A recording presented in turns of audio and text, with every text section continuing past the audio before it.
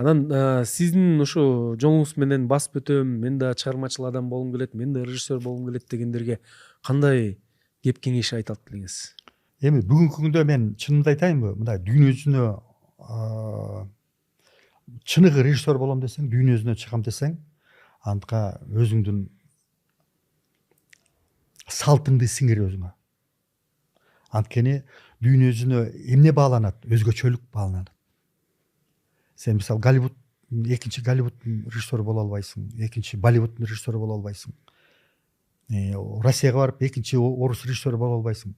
Сен дүйнө жүзүнө кыргыз режиссер болуп тааныласың. А кыргыз режиссер болуш үчүн сен бүт каада салтыңдын баарын тең билип, өздөштүрүп, ошону азыркы заманбап окуяларга жуурулуштура билишиң керек, сценарий жазып атканда. Ал тарыхты көрсөтпөй эле кой, бирок ошонун таасири болуп туруш керек историяңда. Бул бир.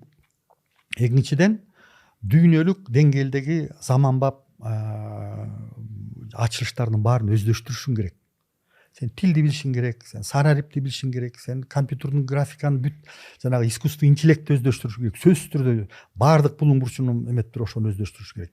Анан ошол экөөнү сенин чын дилиңен адамзатка жардам берем, адамзатка мен эмес, мен деген адам ал тукум курт болот.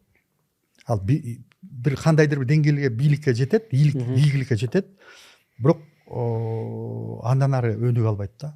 Ал эми чыныгы, мисалы Айтматовдай чыгам дей турган болсоң, сен мен эмес, эл дешиң керек. Мен элге кызмат кылам, мен адамзатка кызмат кылам, мен жасаганым баары ушу эл үчүн, жер үчүн, адамзат үчүн дегенде, ошондо үч нерсе. Бул адамзат үчүн, заманбап технология жана өзүңдүн байыртан келаткан каада салтың, өнөрүң, манасың, тарыхың, тилиң, дилиң, ички дүйнөң, руханий байлык.